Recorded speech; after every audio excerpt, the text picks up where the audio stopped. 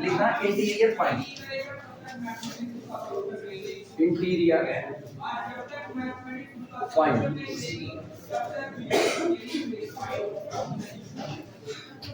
Interior point की definition में लिखा Z0 is said to be an interior point, Z0 is said to be an interior point। Complex plane में दिया गया कोई भी पॉइंट Z0 किसी दिए गए सेट का यानी कॉम्प्लेक्स के अंदर में दिए गए किसी रीजन का इंटीरियर पॉइंट कहलाएगा। Said to be an interior point of a set capital S, of a set capital S. अब सेट ये कैपिटल एस कहाँ मौजूद है? कॉम्प्लेक्स प्लेन में। ब्रैकेट के अंदर लिख देना in complex plane, in complex plane if यदि देयर एग्जिस्ट यहीं पर मौजूद हो, if there exist some neighbourhood of Z0, if there exist some neighbourhood of Z0, अगर यहाँ पर Z का कोई नाइबरहुड ऐसा मौजूद हो, there exist some neighbourhood of Z0 that lies entirely जो पूरी तरह से कंटेन हो, that lies entirely within capital S, within capital S। कोई दिया गया पॉइंट Z0 किसी दिए गए सेट कैपिटल S के लिए इंटीरियर पॉइंट कहलाएगा अगर Z0 का नाइबरहुड ऐसा मौजूद हो कि वो नाइबरहुड पूरा का पूरा किसमें कंटेन्ड हो जाए, दिए गए रीजन कैपिटल S या दिए गए सेट कैपिटल S में कंटेन्ड हो जाए। याद करो रियल में इंटीरियर की डेफिनेशन क्या कहते थे? रियल में हम कहते थे कि कोई दिया गया पॉइंट x0 किसी दिए गए सेट का इंटीरियर पॉइंट होगा अगर सेट उस दिए गए पॉइंट के लिए नाइबरहुड का था। याद आया? इंटीरियर है तो सेट नाइबरहुड बनेगा और सेट जिसका नाइबरहुड है वो पॉइंट सेट का इंटीरियर है। कहा गया था कि ये दोनों केवल और केवल ना शब्दों के फेर हैं, कहने में अलग है बाकी सब कुछ सेम होता था। हम वहां पर कहते थे रियल की दुनिया में कि कोई दिए गए पॉइंट x0 के लिए मेरा दिया गया सेट कैपिटल N नाइबरहुड का काम करेगा अगर there exist an open interval I such that x0 belong to the open interval I and this open interval wholly contained in the capital N। ये पूरा का पूरा N में कंटेंट है। तो सोचो ये ओपन इंटरवल में बिलोंग किया, ओपन इंटरवल इसमें कंटेंट हुआ, तो इसका मतलब दिया गया ये हिस्सा x0 के लिए क्या बना? सेट x0 के लिए नाइबरहुड बना। और जब ये बैठ गया ओपन इंटरवल में तो अगर कोई पॉइंट ओपन इंटरवल में बैठ गया तो तय बात है पॉइंट ओपन इंटरवल के अंदर में धंसा हुआ। सिर्फ क्लोज्ड इंटरवल वाले को छोड़ दो, हम इसीलिए ओपन की बात कर रहे हैं। जब आप क्लोज्ड इंटरवल लेते हो ना तो क्लोज्ड इंटरवल ए बी में इसके दोनों किनारे इसके अंदर धंसे हुए नहीं। बकनर लिखते हैं इसी बात को, हम वहां भी बताए तो फिर हम दोहरा रहे हैं ना। जब बकनर अपनी किताब में लिखते हैं इंटीरियर पॉइंट केवल और केवल सेट के अंदर धंसा हुआ, सॉरी इंटीरियर पॉइंट केवल और केवल सेट के अंदर नहीं होता बल्कि वो सेट के अंदर में धंसा हुआ होता है। और अगर आप उसको निकालने की कोशिश करते हो तो आपको कुल कितने पॉइंट से जूझना पड़ेगा? इनफाइनाइट पॉइंट से जूझना पड़ेगा। जबकि किनारे बैठे हुए बाउंड्री वाले पॉइंट के लिए ये बात नहीं होती है। अगर हम ओपन इंटरवल की बात करें तो ओपन इंटरवल ए बी में दोनों किनारे सेट के हैं ही नहीं, दोनों नहीं, तो ए के जस्ट बाद का पॉइंट कौन सा होगा ये हम नहीं जानते। तो अगर हम ए के बाद कोई भी पॉइंट लेते हैं a प्लस एप्सिलॉन, तो सोचो मेरे ओपन इंटरवल में ये किनारा a है, ये किनारा b है और a प्लस एप्सिलॉन जरा सा आगे जाकर के यहाँ पर हमने क्या कर दिया? a plus epsilon. अगर हमने a प्लस एप्सिलॉन किया तो प्रॉपर्टी होती है दो रियल नंबर के बीच में कुल कितने रियल नंबर?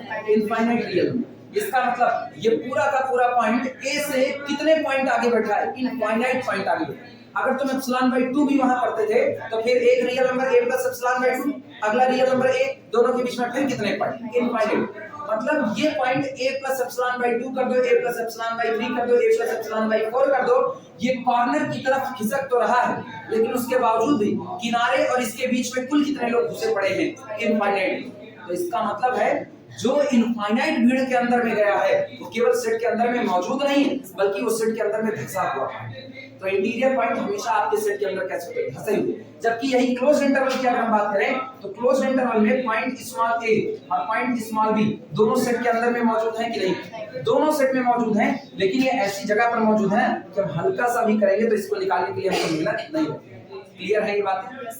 यही बात कॉम्प्लेक्स की दुनिया में है। कॉम्प्लेक्स की दुनिया में कहा जा रहा है बस, हाँ यहाँ इंटरवल की बात नहीं है। कॉम्प्लेक्स की दुनिया इंटरवल से अलग हटकर चलते वो रीजन और डोमेन पर चल रही है। कॉम्प्लेक्स में कहा गया कि अगर आपको एक कॉम्प्लेक्स प्लेन दिया गया है, ये रहा, और इस कॉम्प्लेक्स प्लेन में आपको एक रीजन दिया गया है, ये रीजन दिया गया है, इस रीजन के पास मौजूद कोई पॉइंट Z नॉट इस दिए गए रीजन कैपिटल S के लिए इंटीरियर पॉइंट का काम करेगा। अगर Z नॉट का कोई नाइबरहुड मौजूद हो, भाई डेल्टा नाइबरहुड, Z नॉट का नाइबरहुड मौजूद हो और वो नाइबरहुड पूरी तरह से इसी दिए गए रीजन कैपिटल S के अंदर में कंटेंट हो जाए। सोचो अगर Z नॉट से आप डेल्टा रेडियस का सर्किल ड्रॉ करोगे, डिस्क बोलते हैं, यहाँ सर्किल कम डिस्क ज्यादा बोल देंगे। अगर आप एक सर्किल को ड्रॉ करते हो डेल्टा रेडियस का, तो इसके अंदर जितने भी पॉइंट हैं, क्या ये डेल्टा नाइबरहुड है कि नहीं?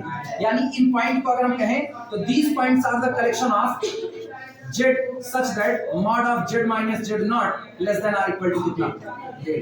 यही कलेक्शन होगा कि नहीं? और अंदर के सारे पॉइंट का ये पूरा का पूरा झुंड क्या कैपिटल S के अंदर में कंटेंट हो गया है कि नहीं? तो ऐसे तारीख में Z नॉट मेरे दिए गए इस सेट के लिए किसका काम करेगा? इंटीरियर पॉइंट का काम करेगा। अच्छा अब की गौर करना, अगर हम बाउंड्री का पॉइंट ले लें तब, बाउंड्री का अगर हम पॉइंट ले लिए तो आप सोचो हम डेल्टा रेडियस का जैसे ही बनाएंगे नाइबरहुड, तो डेल्टा रेडियस का नाइबरहुड इतने पॉइंट तो मेरे सेट के रखा, लेकिन क्या ये पूरा का पूरा सर्किल सेट के अंदर में कंटेंट हुआ? नहीं कंटेंट। इंटीरियर का मतलब होता है अंदर वाला, जो आपके घर के अंदर में मौजूद है वो आपका इंटीरियर है, हाँ या ना? जो आपके घर के अंदर मौजूद है वो आपके घर का इंटीरियर है, हाँ या ना? नहीं, वो भी सकता है, नहीं भी हो सकता। रीजन है फिर वही एक वर्डिंग हमेशा याद रखना, इंटीरियर पॉइंट सिर्फ सेट में होते नहीं, सेट के अंदर में धंसे हुए होते हैं। इसका मतलब अगर कोई मेंबर मेरे घर में है, अगर कोई मेंबर मेरे घर में है, उसको चोट लगे, तकलीफ हो, कुछ भी हो, मुझको कोई फर्क नहीं पड़ता, तो इसका मतलब वो मेरे घर में हो करके भी मेरे घर का मेंबर नहीं, वो मेरे लिए आइसोलेटेड पॉइंट बन जाएगा, वो मेरे लिए आइसोलेटेड हो जाएगा, क्योंकि उसको कुछ भी हो जाए हमको कोई फर्क पड़ने वाला नहीं है। लेकिन एक मेंबर घर में है, उसको छींक भी आए तो हम रुमाल लेकर के दौड़ पड़े, उसको कुछ भी हुआ हम दौड़ पड़े, तो इसका मतलब उसके होने से मुझको फर्क पड़ता है। इसका मतलब वो घर का मामला है, अंदरूनी मामला है घर का, वो मेरा इंटीरियर पॉइंट होगा। इसीलिए कहा जाता है सिर्फ सेट के अंदर में होना काफी नहीं। नेचुरल नंबर का कोई भी पॉइंट, याद है, नेचुरल नंबर की दुनिया का कोई भी पॉइंट उसके लिए इंटीरियर नहीं, वो सब आइसोलेटेड पॉइंट है। तो इसी तरह से यहाँ पर जो होता है, अगर आप दिए गए पॉइंट का डेल्टा नाइबरहुड बनाओ और डेल्टा नाइबरहुड पूरा का पूरा कंटेंट हो जाए किसके अंदर में, आपके दिए गए सेट के अंदर में, तभी ये जा करके उसका इंटीरियर बनेगा। अगर आपने डेल्टा नाइबरहुड बनाया, वो आपके सेट का इनफाइनाइट पॉइंट रखा, लेकिन फिर भी वो पूरी तरह से सेट में कंटेंट नहीं हुआ, तो कहीं ना कहीं दोनों के बीच में फर्क आया कि नहीं आया? इसका मतलब अब दिया गया Z नॉट आपके दिए गए सेट के लिए बाउंड्री पॉइंट तो शायद बन जाए, लेकिन इंटीरियर कभी भी नहीं बन सकता। क्लियर है ये बातें? ठीक, चाहो तो फिगर बना लेना, चाहे तो फिगर बना लेना और इसको दिखाना Z नॉट को ना, ऐसे लिख देना Z not is interior, Z not रुको हम सही सलामत बना दें, 2 मिनट सही सलामत बनाते रहे, ऐसे बना देना, एक रीजन बना लेना, ठीक है, रीजन को नाम दे देना, ये रीजन आपका कौन है, कैपिटल S। यहाँ एक पॉइंट लेना, इस पॉइंट को Z नॉट कहना और ये डेल्टा रेडियस ले लेना, ठीक, और इसे बोलना as delta NVD, as delta NVD। ये याद करो, अगर हम इसको सेट थ्योरी की भाषा में लिखें तो क्या हम ये नहीं लिख सकते कि delta NVD is the subset of capital S, पूरा पूरा कंटेंट है, तो delta NVD is the subset of capital S। so Z naught is interior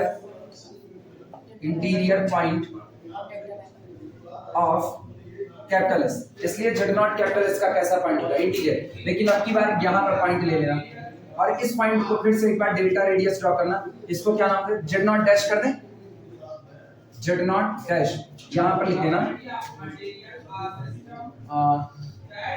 radius क्या मान लें, delta dash delta dash NBD is not the subset of capital S implies that Z naught dash is not interior of capital S. ये दिया गया point जो Z naught है वो उसका इंटीरियर पॉइंट नहीं हो सकता।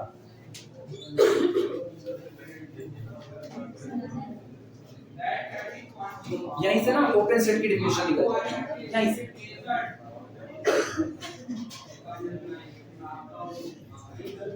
बना लो फिर आगे बढ़ते हैं। वाइड सेट टोपोलॉजी ना दोनों की पढ़ी जाए तो ज्यादा बेहतर होता है, उसकी भी इसकी साइड बाय साइड।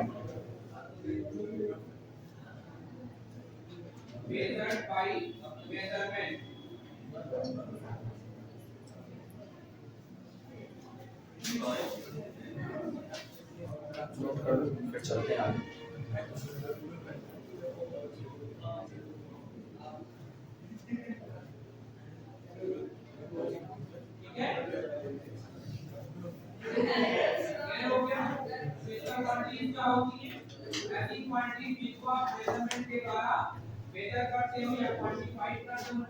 हो जाएगा तो बताना।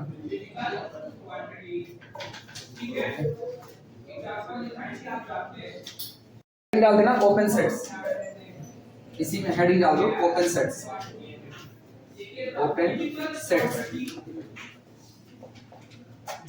वापस दोहरा रहे, बिल्कुल कॉम्प्लेक्स जैसे रियल में था वैसे ही रियल में भी हमने कहा था कि कोई दिया गया सेट ओपन होता है अगर वो अपने सारे के सारे पॉइंट के लिए नाइबरहुड का काम करे, यानी उसके सारे पॉइंट उसके लिए किसका काम करे, इंटीरियर पॉइंट का काम करे। सेम डेफिनेशन बिल्कुल उसी तरीके से यहां पे लैंग्वेज लिखना बोल रहे हैं, बोले if every point z, language में इफ एवरी पॉइंट z,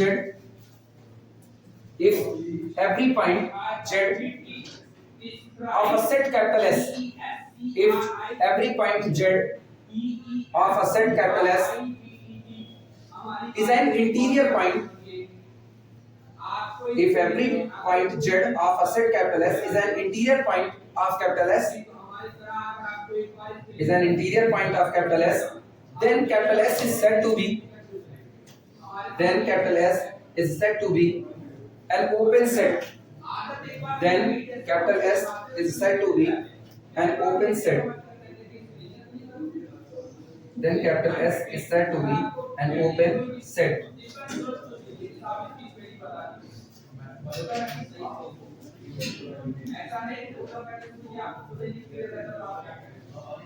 हो गया, हो गया, ठीक। अच्छा अब एक काम करो ना, छोटी छोटी बातें इसके पॉइंट से टोपोलॉजी की वो हल्के हल्के हेडिंग डाल करके लिख लो, बोल दे रहे हैं ऐसे लिख लो ना। हेडिंग डालना बाउंड्री पॉइंट, हेडिंग डाल दो बाउंड्री पॉइंट, हेडिंग है बाउंड्री पॉइंट। बोले लिखना if every neighbourhood boundary point, इसमें लिखना इफ एवरी नाइबरहुड, लिखते हैं हम क्या बोलते चल जाएगा। If every neighborhood of a point z0, if every neighborhood of a point z0 of a set capital S, of a set capital S contains at least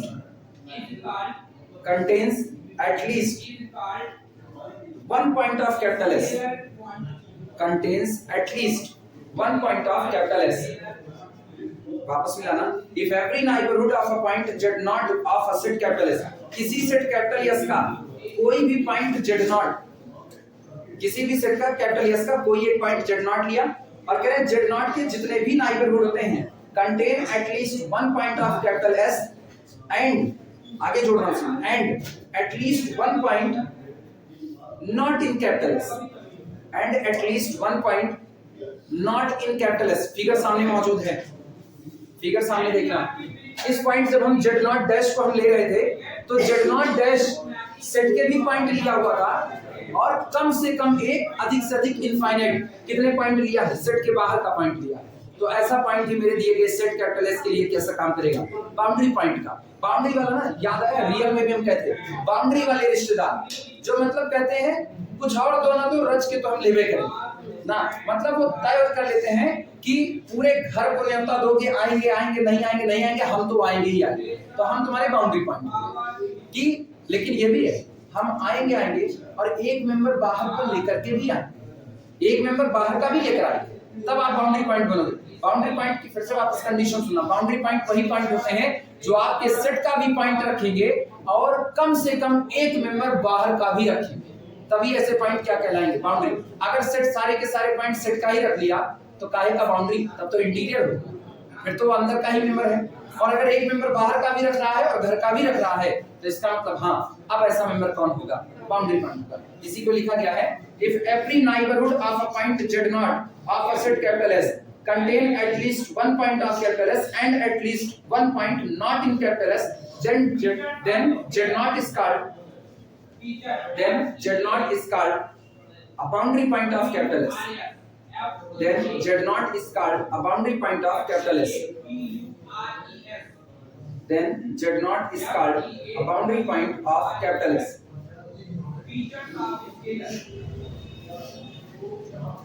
ठीक है, एग्जांपल में लिखना इसका एग्जांपल बता दे रहे हैं।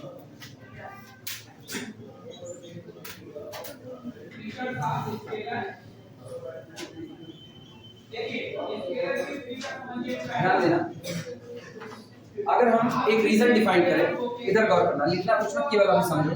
अगर हम एक रीजन डिफाइन करें कि रीजन ऐसे पॉइंट का रिलेशन है जिनके लिए real part of Z greater than or equal to 1 लिखा है, real part of Z greater than or equal to 1 लिखा है।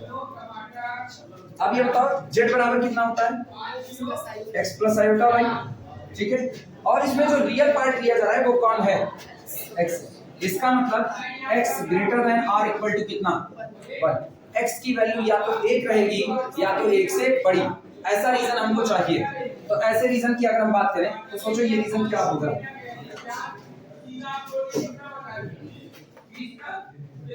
Complex plane x is equal to z, sorry x is equal to 1 कहां पर मिलेगा, ये रहा। ये बताओ ये जो पूरी लाइन चल रही है, ये पूरी की पूरी लाइन, क्या इस पूरी लाइन पर हमेशा x इज इक्वल टू 1 रहेगा कि नहीं रहेगा, हमेशा। अगर हम यहाँ पर इक्वलिटी मिटा दें तो हमको रीजन चाहिए x ग्रेटर देन 1 का। x ग्रेटर देन 1 का रीजन कौन होगा, वो जगह जहां पर x की वैल्यू हमेशा 1 से बड़ी बैठेगी। तो किसको छोड़ दोगे, पहले तो लाइन को छोड़ दो, क्योंकि पूरी की पूरी लाइन पर x बराबर कितना रहा 1, हमको नहीं चाहिए, हमको चाहिए x ग्रेटर देन 1। तो x ग्रेटर देन 1, क्या ये पूरा का पूरा रीजन हो गया कि नहीं हो गया, जितना इधर निकल रहा है ये सब इधर का रीजन है। मतलब इस डॉटेड लाइन के उधर आपको जितना व्हाइट बोर्ड नजर आ रहा है ये पूरा का पूरा रीजन आपका कौन सा है, ये रीजन है x ग्रेटर देन 1। और x ग्रेटर देन 1 आज की तारीख में एक ओपन सेट होगा, आज की तारीख में ओपन सेट होगा। रीजन सुनना, हम इसका एक पॉइंट लेते हैं, इधर मिटा रहे हैं थोड़ा सा साफ सुथरा नजर आए इसलिए। ये बताओ हमने यहाँ पर एक पॉइंट लिया, इस पॉइंट को हम कह रहे हैं Z0, ठीक है। हम चाहें इसको और नजदीक लाएं, ये लाइन मेरे पास है x इज इक्वल टू 1। अब ये सोच करके जवाब देना x इज इक्वल टू 1 और इस चुने गए पॉइंट के बीच में कुल कितने पॉइंट होंगे, इनफाइनाइट। रीजन 0 से लेकर के ये रहा, सॉरी 1 से लेकर के, और अगला अगर हम यहाँ पर चुनते हैं 1.5 तो इनके बीच में कुल कितने पॉइंट होते हैं, इनफाइनाइट। तो इसका मतलब इस पूरी पट्टी को अगर बढ़ा दिया जाए तो कुल कितने पॉइंट निकल करके आएंगे, इनफाइनाइट। आप Z को लाइन के चाहे जितना नजदीक ले आ लो, लेस देन एप्सिलॉन कर दो, यानी इस लाइन पर बैठे हुए पॉइंट और इस Z को दोनों के बीच का अंतर हम लेस देन कितना कर दिया, एप्सिलॉन। उसके बावजूद भी दोनों के बीच में कुल कितने पॉइंट होंगे, इनफाइनाइट। और ऐसे में आप Z को सेंटर मान करके अगर नाइबरहुड ड्रा करोगे तो क्या वो नाइबरहुड के अंदर सारे के सारे पॉइंट आपके सेट कैपिटल S के ही इसी रीजन के हैं कि नहीं, और ये पूरी पूरी सर्किल इसी रीजन में लाई करेगी। ये सर्किल चाह कर भी आप इस लाइन पर नहीं ला सकते, कि ला पाओगे, क्योंकि आपको डेल्टा नाइबरहुड बनाना है, डेल्टा वेरी स्मॉल क्वांटिटी है। तो इसका मतलब Z0 यहाँ रखो कि Z0 एकदम यहाँ बगल में ला करके बैठा दो। हर बार जब आप इसका नाइबरहुड डिजाइन करोगे तो नाइबरहुड के पास जितने भी पॉइंट होंगे वो सब इसी रीजन x ग्रेटर देन 1 के होंगे कि नहीं, यानी इस सर्किल के अंदर मौजूद हर पॉइंट एक प्रॉपर्टी सेटिस्फाई करेगा, x ग्रेटर देन कितना 1। इसका मतलब आज की तारीख में जब हम रीजन लिखते हैं real part of Z greater than 1, ये कैसे सेट को रिप्रेजेंट करता है, ओपन सेट को रिप्रेजेंट करता है। किसी को कोई दिक्कत नहीं है। अच्छा अब गौर करना, अब की बार आ रहा है ना बाउंड्री पॉइंट कौन होता है, बाउंड्री पॉइंट का देखना। अगर हम रीजन ले लें real part of Z greater than or equal to 1, अब मेरा सेट ये है capital S is equal to this, तो इस दिए गए पूरे के पूरे हिस्से में आपकी गौर करना, ये पूरी लाइन भी शामिल हो गई कि नहीं, पूरी लाइन शामिल हो गई। हम कह चुके हैं लाइन से हट करके उधर आप कोई भी पॉइंट जेड नॉट चुनते हो, वो कैसा पॉइंट बना रहेगा, इंटीरियर। आज की तारीख में ये जेड नॉट मेरे लिए कैसा पॉइंट होगा, इंटीरियर पॉइंट होगा। लेकिन खुदा ना खास्ता आपने इसी Z X is equal to 1 line पर पॉइंट चुन लिया, तो सोचो डेल्टा रेडियस का नाइबरहुड बनाओगे, रीजन का भी पॉइंट रखेगा, बाहर का भी पॉइंट रखेगा, और यही तो शर्त है। अगर आपके द्वारा चुना गया पॉइंट रीजन का भी पॉइंट रखता है और कम से कम एक पॉइंट बाहरी भी रखता है, तो ऐसे केस में अब वो पॉइंट कैसा पॉइंट कहलाएगा, बाउंड्री पॉइंट। तो इसका मतलब अब आज की तारीख में ये पॉइंट मेरे लिए किसका काम है, बाउंड्री पॉइंट का काम। किसी को कोई दिक्कत इतनी बात समझने में, क्लियर है? तो अभी बाउंड्री सेट की बाउंड्री पॉइंट की डेफिनेशन लिखे है ना, एग्जांपल दोनों का एक साथ लगाएं। पहले लिखना example for open set, example for open set,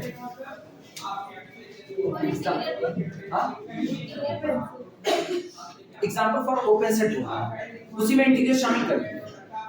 example for open set लिखना, region real part of Z conformally greater than 1। अच्छा तुम एक नहीं, तुम चाहो कोई भी रीजन बना सकते हो। क्या हम real part of Z greater then 2 कर दें, चलेगा? Real part of Z greater then 1.5 कर दे तब भी चलेगा, जो मर्जी वो रीजन बना सकते हो। क्या इमेजिनरी पार्ट से नहीं बना सकते हो? उससे भी बनेगा। इमेजिनरी पार्ट कौन हो, इमेजिनरी वाली लाइन लिखना। अब हम कह रहे हैं, हम इसी को बदल दिया, हमने कहा imaginary part of Z greater than 1, अब की ये कर दिया, तो इमेजिनरी पार्ट कौन होता है, y।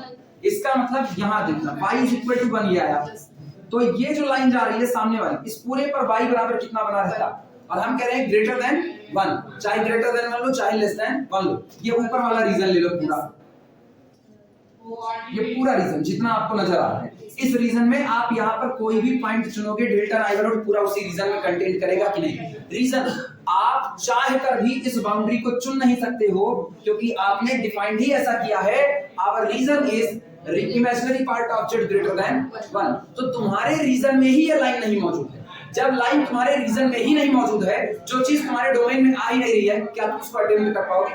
तुम पढ़ रहे हो थर्ड ईयर का, एमएससी का कोई कोर्स इधर छू नहीं रहा है, तो क्या तुम चाह कर भी एमएससी का कोई टॉपिक पढ़ सकते हो? पॉसिबल नहीं। इनकार हुआ कि नहीं? मेजर थ्योरी एमएससी का पेपर होता है, हम खुद पढ़ाते वक्त बताए हैं कि जब आप उधर इंटीग्रेशन थ्योरी पढ़ोगे तो यही रीमान का इंटीग्रल उधर जाकर के रीमान स्टेल्जेस इंटीग्रल में तब्दील होगा, वहां पर फिर थ्योरी पढ़ेगी, डिट्टो थ्योरी चलती है, डिट्टो, लेकिन फर्क आ जाता है दोनों थ्योरी का। हम कहें चाहे जितना कि रीमान का पढ़े रहो, ये काम देगा स्टेल्जेस को पढ़ने में, तुम चाहे कर भी स्टेल्जेस की एक थ्योरम सोच करके अभी लिख सकते हो? नहीं, वो तुम्हारे डोमेन का हिस्सा नहीं है। तो जो तुम्हारे डोमेन का हिस्सा नहीं, क्या उसका एक भी पॉइंट तुम कंसीडर कर पाओगे? तो जब हमने कह ही दिया है कि हम चुन ही उसी को रहे हैं, हम टहल रहे हैं किसमें, imaginary part of Z greater than 1, तो हम लाइन 1 पर पैर भी रखना चाहेंगे तो लाइन 1 हमको नजर नहीं आएगी, लाइन 1 कहेगी ये नहीं, ये रीजन है, तो इसका मतलब मेरा पैर बस रीजन ग्रेटर देन 1 के ऊपर टहल रहा है। तो हम जितने भी पॉइंट पर पैर रख रहे हैं वो सब मेरे रीजन के लिए किसका काम करे, इंटीरियर का काम करे। क्लियर हुआ? और जिस दिन मैंने लाइन पर पैर रख दिया उस दिन बाउंड्री पर पैर रख दिया है। क्लियर है ये बातें? तो कितना लिखे हुए हो एग्जांपल में, region real part of Z greater than 1 is an open set, is an open set. ठीक, अब फिगर से विजुलाइज कर देना, छोटा सा फिगर बना करके।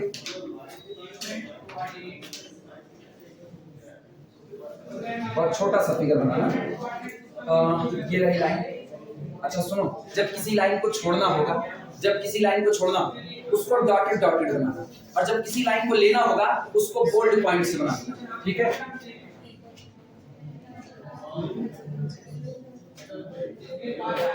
ये डॉटेड लाइन का मतलब लाइन कंसीडर नहीं की जाती है। हिंदी में अपनी मातृभाषा में लिख लेना, डॉटेड लाइन मतलब ये रीजन में इंक्लूड नहीं है, इंक्लूड नहीं है। डॉटेड लाइन का मतलब है कि ये लाइन आपके रीजन में कभी भी इंक्लूड नहीं हो सकती है। अब ये पॉइंट अगर हम यहां पर लेते हैं, ये Z0, ठीक, every point in this area must be the interior point of capital, इधर लिख देना कैपिटल एस, ये आपका कैपिटल एस, ठीक, इधर का पूरा हिस्सा ऐसे बना देना,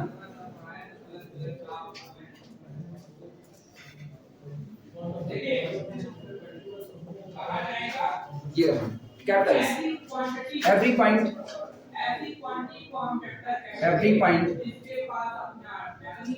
इज एन इंटीरियर पॉइंट, हर एक पॉइंट कैसा पॉइंट है, इंटीरियर पॉइंट है। सो इसलिए real part of z greater than 1 is an open set, इसलिए real part of z greater than 1 हमेशा आपके लिए किसका काम करेगा, ओपन सेट का काम करेगा।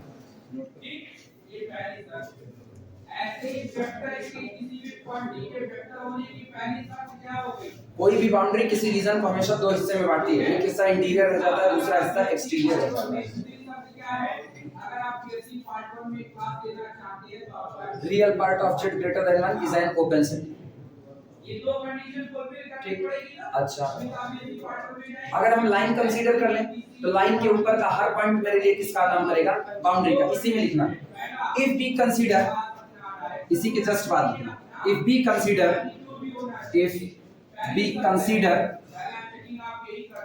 Real part of z greater than r equal to 1, then every point on this line, then every point on this line,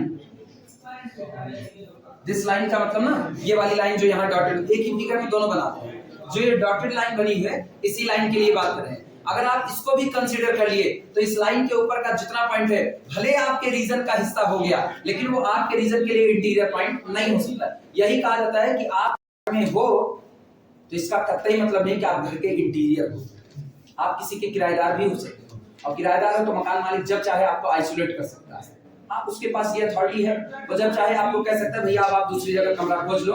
लेकिन ये बताओ कोई घर का मेंबर हो, घर का मेंबर मतलब खून के रिश्ते में बंधे हुए हैं, चाहे कर भी आप उनको आइसोलेटेड नहीं कर पाओगे। बाप बेटे को निकाल देगा ना, बाप बेटे को निकाल देगा तो बेटा अगर चंट किस्म का है ना, मतलब हरामी पीस वाला है, तो निश्चित तौर पर या तो बाप बहुत ठीक ठाक है और ठीक ठाक वाला निकाल दिया, और बेटा थोड़ा मतलब चांडाल टाइप वाले में है, तो वो जाएगा सीधे कोर्ट केस करेगा कि इसमें बाबा जी की संपत्ति है, पैतृक संपत्ति हमको मिलनी चाहिए, चाहे कर भी अलग नहीं कर सकते।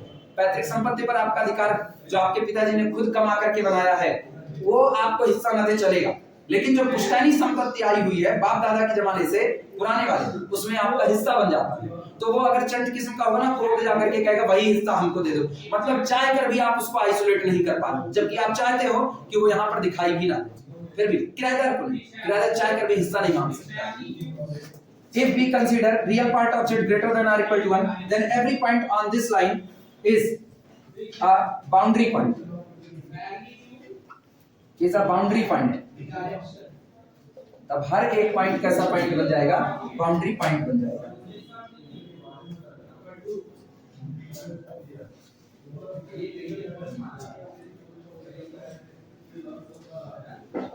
अच्छा, बाउंड्री ऑफ कैपिटल एस अगर कोई मांगे किसी सेट का बाउंड्री, याद करो वहां भी हम लोग बाउंड्री ऑफ अ सेट निकाले थे, रियल में जितने बाउंड्री पॉइंट होते हैं इनका कलेक्शन कर लो, that's called the boundary of capital S. Clear है? एक लाइन में लिख देना, बोलने डबल स्टार करके लिख लो, लिखना the collection of all boundary point, double star करके लिखना the collection of all boundary point, the collection of all boundary points of a set capital S, the collection of all boundary point of a set capital S is called the boundary of capital S. The collection of all boundary point of a set capital S is called the boundary of capital S. Is called the boundary of capital S.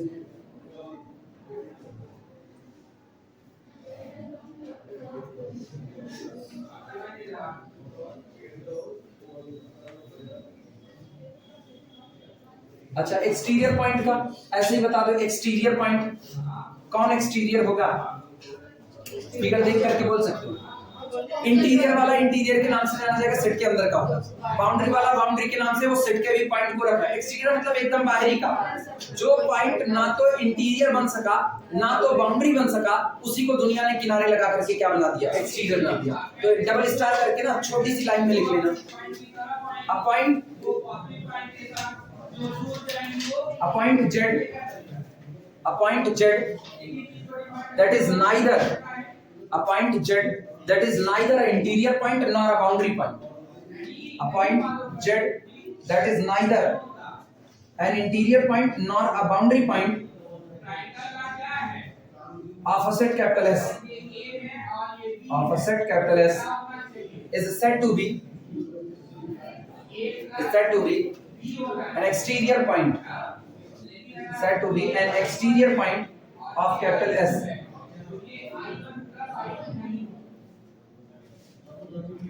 इसको ना neighbourhood की भाषा में कोई हमको सोच के बता सकता है। अच्छा क्या लिखे थे शुरुआत का, बोलो भूल गया। A point Z that is neither an interior point nor a boundary point of a set capital S is known as, मेरे शब्द बदल सकते हैं, हम याद नहीं रखेंगे। अच्छा हम एक कॉपी में तो जिसमें हम दिखाएंगे, तुम्हारा भी छूटा है। A point Z that is neither an interior, बच्ची एंड नहीं एंड है, एंड करो इसको, तुम लिख पाइए सुन, तुम लोगों का भी छूट गया। अच्छा हम ज्यादा तेज बोलते हैं, रुको सोच कर हम वही लैंग्वेज बोलते हैं। अरे इतनी जल्दी भूल कैसे जाते हैं, लिख लिया हम अपनी लैंग्वेज में बोलते हैं, हमको नहीं पता है। A point Z that is neither an interior point nor a boundary point of capital S is said to be exterior point. बताओ यही है, is said to be an exterior point. रुक जाओ, ज्यादा दिन नहीं, कुछ दिन और आँख का इलाज करवा लेना, फिर जाएंगे पागल खाने में अपना इलाज करवाएंगे। बोलते कैसे इतनी जल्दी,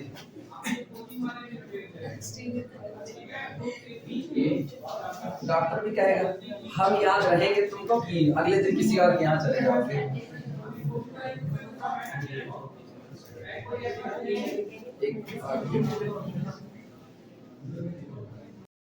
हेडिंग है एनालिटिक फंक्शन। एनालिटिक फंक्शन ना थोड़ी सी टाइट कंडीशन के साथ आता है। जैसे जब हम कहते हैं उधर रियल में बात करते हैं डिफरेंशिएबिलिटी की, तो हम कहते हैं कोई दिया गया फंक्शन डिफरेंशिएबल है पर्टिकुलर किसी पॉइंट पर, अगर उस पॉइंट पर आपको वो जो कल लिमिट लिखा हुए थे, limit delta h tending to the zero f of z plus delta z minus f of z 0 upon delta h, ये अगर लिमिट एग्जिस्ट करती है तो आपका फंक्शन डिफरेंशिएबल होता है। जब एनालिटिसिटी की बात आती है तो एनालिटिसिटी थोड़ा सा टाइट कंडीशन आती है। जब आप एनालिटिक की बात करोगे तो डेरिवेटिव एग्जिस्ट तो करेगा, लेकिन एनालिटिक में एक डेरिवेटिव नहीं एग्जिस्ट करता। जब आप किसी फंक्शन को एनालिटिक बोलोगे तो निश्चित तौर पर वहां एक दो नहीं इनफाइनाइट डेरिवेटिव एग्जिस्ट करेगा। रीजन सुनो क्यों एग्जिस्ट करेगा। कहते हैं कोई दिया गया function f of z analytic होता है, कोई दिया गया फंक्शन एनालिटिक होता है एट द पॉइंट z0 अगर वो z0 के डेल्टा नाइबरहुड में जितने पॉइंट है उन सब पर डिफरेंशिएबल है।